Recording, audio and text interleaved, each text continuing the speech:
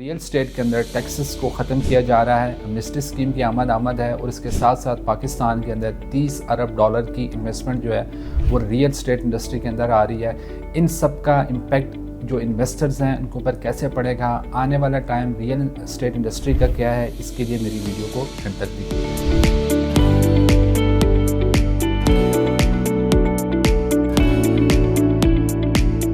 अस्सलाम वालेकुम, मैं हूं Ansar Malik titanium mutual platform से। आपको इस प्लेटफॉर्म से रियल स्टेट के बारे में करंट कंडीशन क्या है, फ्यूचर क्या है रियल स्टेट का, और जो कुछ अर्सा पहले जिन लोगों ने इन्वेस्टमेंट की थी कहाँ पे मिस्टेक थी, उस चीज़ को कैसे बेहतर बनाया जाता है, ये सब चीज़ें आपको एक ही प्लेटफॉर्म से आगाह की जाती हैं।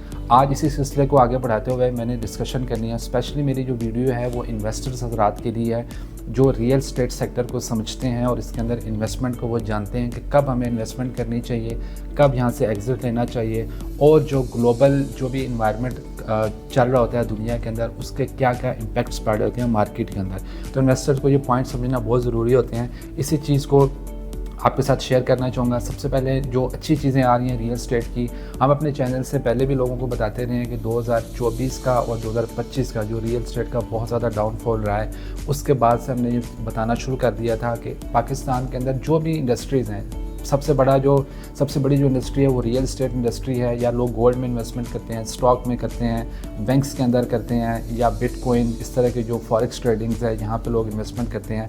तो ये इन्वेस्टर्स कब कैसे सर्कुलेट करता है अपनी पैसे को और किस तरीके से आगे लेके चलता है, 2024 और 25 के अंदर हम अपनी वीडियोज़ में बताते रहे हैं कि ये टाइम इन्वेस्टमेंट का नहीं है।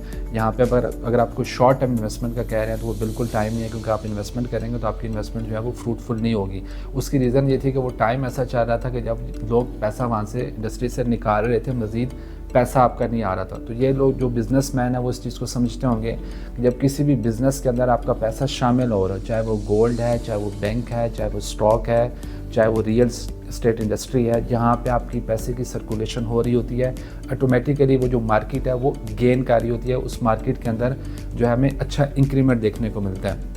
अब 24 और 25 के अंदर कोई पैसा रियल स्टेट के अंदर नहीं डला। जिन लोगों ने 22 के अंदर, 21 के अंदर इमरान खान के दौर में एमनेस्टी स्कीम का फ़ायदा उठाते हुए लोगों ने इन्वेस्टमेंट की थी और जिन्होंने वहाँ पे इस चीज़ का मतलब फ़ायदा उठाया, 21 के अंदर ही चीज़ें लेके 21 के एंड में बेच दी या 22 में सेल कर दी, उन्होंने तो प्रॉफिट कमा लिया। लेकिन जिन लोगों ने होल्ड किया मज़ीद, मतलब ग्रीडनेस के तौर पे, या वैसे लोगों ने कहा कि चलें हमारी चीज़ है वो पड़ी रहे, हमें फ़ायदा ही होगा, उनका 2023 और 24 में, जब 23 में डाउनफॉल स्टार्ट हुआ, 24 में आए, वो 25 में सेल करने के लिए आए, तो मार्केट बहुत ज़्यादा डाउन थी।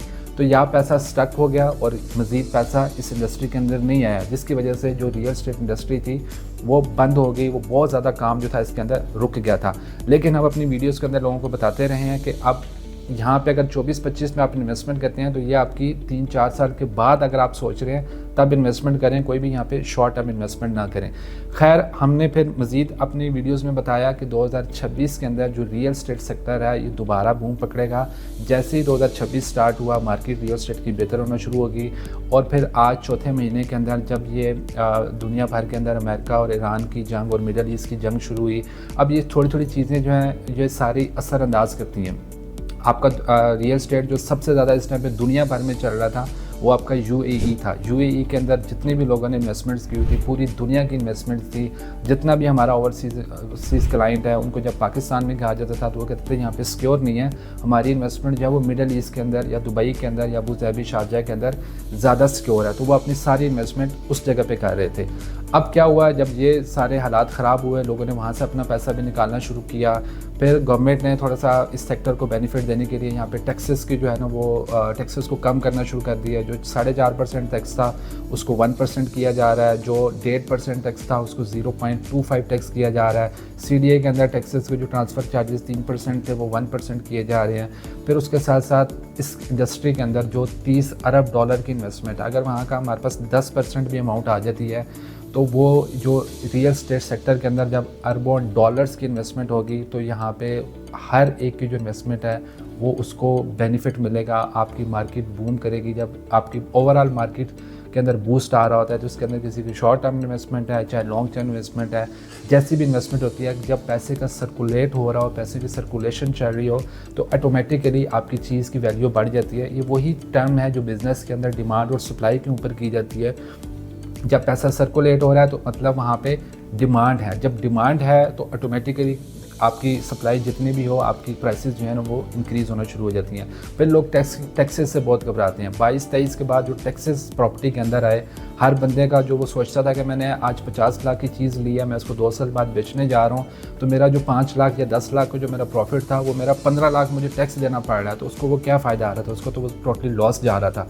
अब वो जब टैक्सेस भी ख़त्म हो जाएंगे तो जो उसका नेट प्रॉफिट जो उसको मिलना था 2 साल 3 साल प्रॉपर्टी रख के, वो उसको नेट प्रॉफिट मिल रहा है, तो वो उसको फ़ायदा हो रहा है। इसी तरीके से लोग हमारे साथ जो रेंटल बेसिस पे जो पैसिव इनकम के लिए कहते हैं, स्पेशली जो ओवरसीज़ क्लाइंट हैं, उन्होंने बैंक्स के अंदर पैसा डाला, बैंक्स के जो परसेंटेज थी वो 17% पे थी, कम होती होती आज वो जो है वो 11% तक आ गया, और वो वेरी सून आप देखेंगे कि वो 1 डिजिट परसेंटेज के ऊपर आ जाएगी, जिस पे हर एक बिजनेसमैन को इस चीज़ का आइडिया है कि सिंगल डिजिट इनकम जो परसेंटेज में आती है आपके जो कैपिटल के ऊपर, वो कुछ भी नहीं होती, वो टोटली लॉस होता है, आपका पैसा डी वैल्यू हो रहा है। तो इसलिए लोगों ने बैंकों से भी पैसा निकाला। गोल्ड की सिचुएशन जिन लोगों ने जहाँ पे 2.5-3 लाख रुपए तोले में लिया था, वो 5-6 लाख पे जाके उसका वो पीक लेवल देख चुके हैं। जब एक चीज़ पीक पे चली जाती है तो वापस आती है, क्योंकि हमेशा बिजनेस जो है वो अप एंड डाउन चलता रहता है। सेम स्टॉक की सूरत हाल है। स्टॉक में हर एक लोगों को ट्रेडिंग का नहीं पता। आप 10 इन्वेस्टर हैं तो उसमें से 9 लोग इसको नहीं जानते होते, तो सारे बंदे प्रॉपर्टी के अंदर आते हैं, चाहे वो रूरल एरिया का है, चाहे वो अर्बन का है, चाहे वो ओवरसीज़ है। उनको पता है कि जो भी चीज़ है, जो एक टर्म यूज़ की जाती है कि अपनी चीज़ होती है, जो ज़मीन है वो ज़मीन ही होती है, उसका कोई मुतबादल नहीं है, तो लोग रियल स्टेट इंडस्ट्री के अंदर आते हैं। अब रियल स्टेट इंडस्ट्री के अंदर आपके पास 2 ऑप्शन है इस टाइम पे। आप अगर इन्वेस्टमेंट करना चाहते हैं तो ये अब टाइम स्टार्ट होने वाला है शॉर्ट टर्म इन्वेस्टमेंट का, कि आप शॉर्ट टर्म इन्वेस्टमेंट करके इसके ऊपर जो है ना वो प्रॉफिट गेन कर सकते हैं। और सेकंड जो ज़्यादा रिकमेंडेड है, जो हमारे प्लेटफॉर्म से किया जाता है, कि आप, क्योंकि जो भी लोग हैं वो अपने, जिसके पास पैसा है, वो कोई बिजनेसमैन है, कोई डॉक्टर, इंजीनियर, ओवरसीज़ हैं, उसके पास इतना टाइम नहीं है कि अपनी मल्टीपल जो है ना वो सोर्स ऑफ इनकम को जनरेट करें। तो रियल स्टेट एक बेस्ट प्लेस है जहाँ पे आप अपना सोर्स ऑफ इनकम जनरेट कर सकते हैं without any headache, without any presence. कोई आपको मैनेज नहीं करना है, कोई कुछ भी नहीं करना है, जस्ट आप अपने जो भी आपका एक कैपिटल इकट्ठा हुआ है, आप उसके अगेंस्ट जो है वो एक अच्छी रेंटल इनकम भी जनरेट कर सकते हैं। प्लस जिन लोगों को कैश के डी वैल्यू की प्रॉब्लम होती है, तो आप आज जो करोड़ की चीज़ लेंगे वो डेफिनेटली आपकी जो ज़मीन जो है इस टाइम जो टाइम स्टार्ट हो रहा है, आगे 2026 के एंड 2027 और इवन के 2028 के अंदर, वो डेफिनेटली आपको 25 से 30% कैपिटल भी के ऊपर भी गेन मिलेगा, और प्लस आप उसके ऊपर रेंटल भी जनरेट कर सकते हैं। अभी पाकिस्तान के अंदर जो मैं अगर बात करूं इन्वेस्टमेंट की, तो होटल्स का बहुत ज़्यादा ट्रेंड चल रहा है। लोग इस चीज़ से वाकिफ़ नहीं है, अभी इतनी अवेयरनेस नहीं है मार्केट के अंदर, लेकिन जिन लोगों को पता है वो इस अपॉर्चुनिटी का अवेल करते हैं। तो हमारे पास ऐसे ऑप्शन भी मौजूद हैं। आप प्लॉट लेना चाहें प्लॉट ले सकते हैं, घर बनवाना चाहें घर बनवा सकते हैं, पैसिव इनकम जनरेट करना चाह रहे हैं, कोई भी शहर आप चूज़ करना चाह रहे हैं, लाहौर, इस्लामाबाद या मरी, तो आपके पास, हमारे पास वो ऑप्शन अवेलेबल है जिसके ऊपर आप एक हैंडसम रेंटल इनकम जनरेट कर सकते हैं। इसमें हमारे पास डिफरेंट ऑप्शन है। अगर आप मिनिमम बजट के अंदर देख रहे हैं, आपने कभी एक्सपीरियंस नहीं किया, तो आप मिनिमम यहाँ पे कोई 3-4 लाख की इन्वेस्टमेंट करके इसके ऊपर भी आप कैपिटल गेन कर सकते हैं, जो कि टोटल जो इन्वेस्टमेंट की बात की जाए वो 30 लाख रुपये है, 40-50 लाख, इधर से लेके हमारे पास 5-10 अरब तक की भी ऑप्शंस अवेलेबल हैं। तो आप में से कोई जिसने इन्वेस्टमेंट की हुई थी वो कोई लॉस में जा रहा है, तो उसका अल्टरनेट भी हमारे पास मौजूद है। जो लोग अभी इन्वेस्टमेंट करना चाह रहे हैं वो कंफ्यूज हैं, बाय करना ना करना डेट इज़ सेपरेट, लेकिन आप कंसल्टेंसी हम हमसे फ्री ऑफ कास्ट हम आपको प्रोवाइड करते हैं। आपका पाकिस्तान भर में कोई भी बिज़नेस है, कोई भी रियल स्टेट से रिगार्डिंग कोई भी आपकी इन्वेस्टमेंट है, आपको उसमें कोई मसाइल आ रहे हैं, आप कंफ्यूज हैं, कोई भी आपकी क्यूरी है, तो आप मेरे दिए गए नंबर पे मुझसे कांटेक्ट कर सकते हैं। इंशाल्लाह आपसे अगली वीडियो में मुलाकात होगी। अल्लाह हाफ़िज़।